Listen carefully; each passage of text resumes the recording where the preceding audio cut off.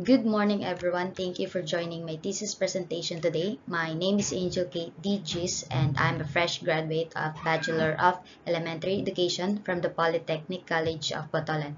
The title of our thesis is Mathematical Ability of Indigenous Learners in the Botolan District, Basis for Numerical Literacy.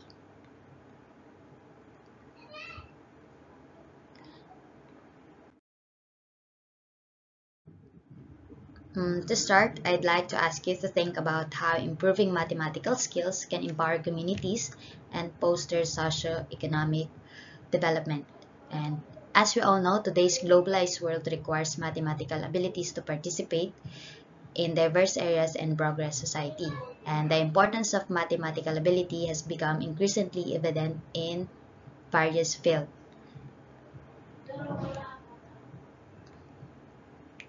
And when mathematical ability has been studied from several angles, it shows that students are having problems and indigenous mathematical abilities are a primary concern. And these challenges are evident since indigenous children are being stereotyped as having a lack of mathematical abilities shown in their performance at the 2018 and 2022 PISA results, wherein it shed light on the difficulties of Filipino students in mathematics areas. And although there have been a numerous attempts to build programs to increase the mathematical abilities of indigenous people, there are still impediments and challenges that needs to be overcome. And therefore, this endeavor aims to offer a more effective and feasible resolutions to these issues by implementing a numerical literacy program administered by a higher education institutions.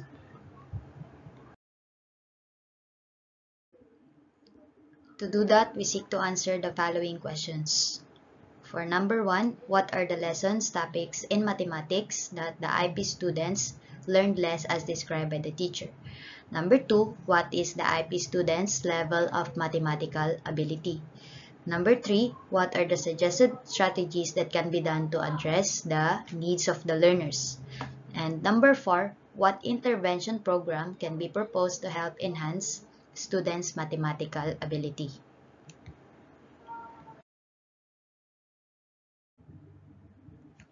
Since there's no supporting theory for these studies, we the researchers develop a framework to better comprehend the study.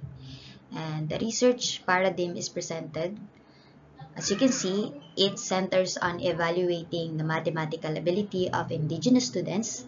And on your left side, the initial box encompasses teachers' recommendations and feedbacks on learned less on or least learned math topics. On the second box, on your right side, it represents the mathematical abilities of indigenous students, and the third box highlights the implementations of mathematical tutoring program. We use a mixed method approach since the study entails a combination of qualitative and quantitative findings in all order to offer a more refined and all-encompassing response to given research questions.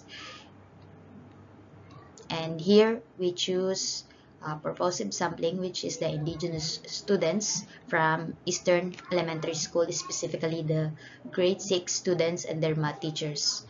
And luckily, we got a 184 grade 6 students and 8 teachers.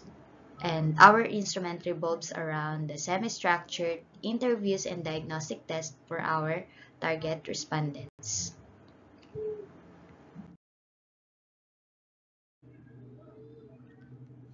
In terms of data collection, after validating the survey interviews, we submitted a permission letter to our thesis advisor, Mr. John Mark Diablean, and once it was approved,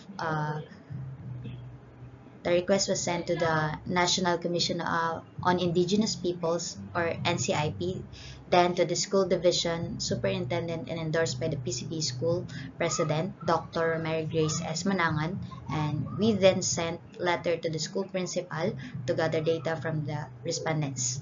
We conducted semi-structured interviews and a pre-test with teachers to collect data, clearly outlining the study's goal. And each interview was conducted one-on-one. Responses were documented. The result helped us create a numeracy intervention for Indigenous students. Finally, we evaluated the instrument's validity and effectiveness using the collected data. For our data analysis, we use thematic analysis and item analysis for qualitative and quantitative. We have coding, clustering, generating themes, frequency and percentage, and lastly, weighted mean.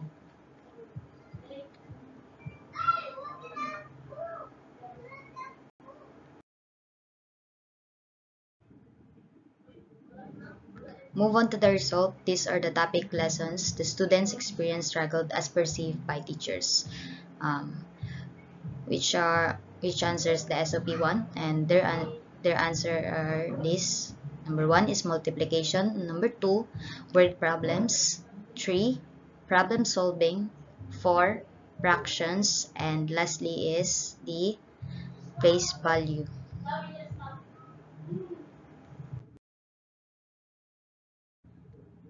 Second is the mathematical ability of IP students. To sum up, they are in approaching level, and this rank signifies that they are making significant progress in their academic advancement. However, they have not yet achieved proficiency, and given this acknowledgement, it is evident that there is a distinct requirement for targeted interventions and assistance to enhance their abilities and rectify any deficiencies in comprehension. And this acknowledgement highlights the importance of implementing interventions.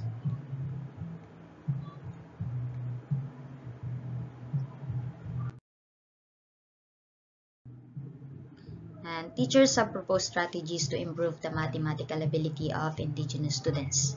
And these are, they said, we should increase practice, improve reading and comprehension, positive attitudes and memorizations, remediations and strong foundation, drills and basic skills, and lastly is the interdisciplinary learning.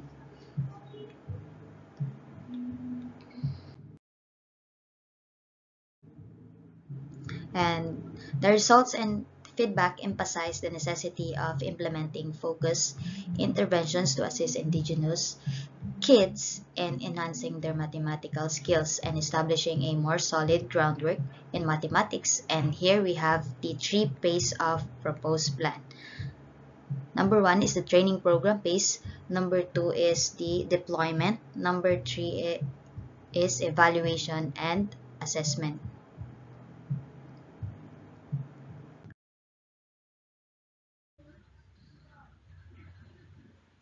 And this is the proposed plan for tutoring program. The target respondents here is the education student.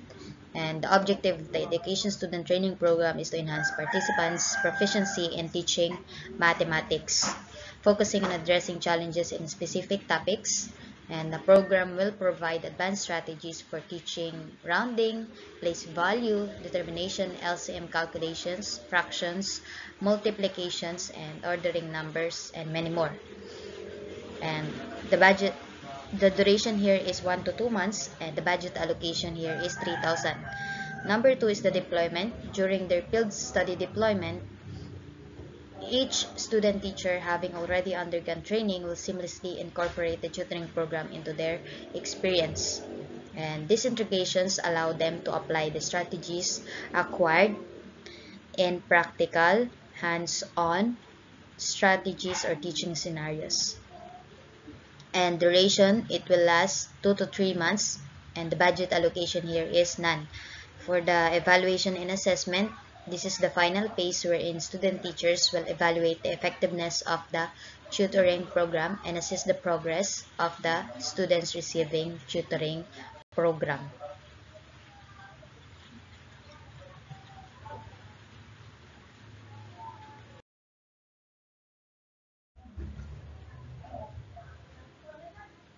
For the conclusions and recommendations, we found out that Indigenous elementary students face difficulties in various mathematical topics such as the multiplication, word problems, problem solving, fractions, place values, rounding, digit recognitions, LCM, calculation, and complex fraction multiplications. Also, as I said earlier, currently indigenous kids are performing at the approaching proficient level, and this rank signifies that they are making significant progress in their academic advancement. However, they have not yet achieved proficiency. And also, teachers have proposed strategies to improve the mathematical abilities of indigenous students, and the results emphasize the necessity of implementing focused interventions to assist indigenous kids in enhancing their mathematical skills.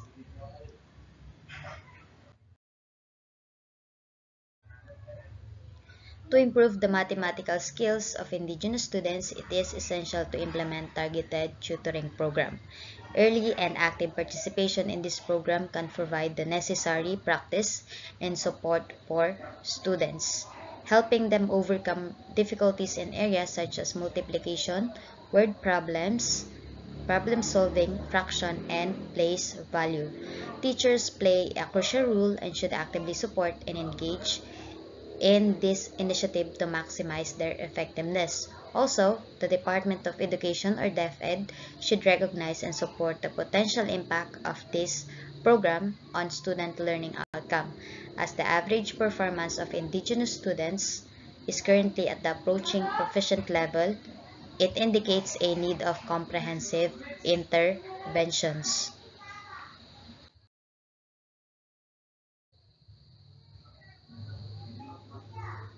Higher education institution might consider adopting this tutoring program as part of their school initiative, possibly integrating them as extension program. And for the future researcher, they should focus on a long-term studies to assess the sustained impact of tutoring programs and include both indigenous and non-indigenous students to ensure a comprehensive validation of the program's efficacy. Tailored educational intervention that build on students' strength can help establish a stronger foundation in mathematics, ultimately leading to improved academic performance and a better understanding of mathematical concepts. And this comprehensive approach addresses the identified challenges and supports students in achieving proficiency, thereby enhancing their overall educational experience.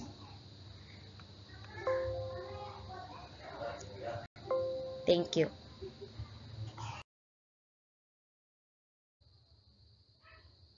And that's all. Thank you.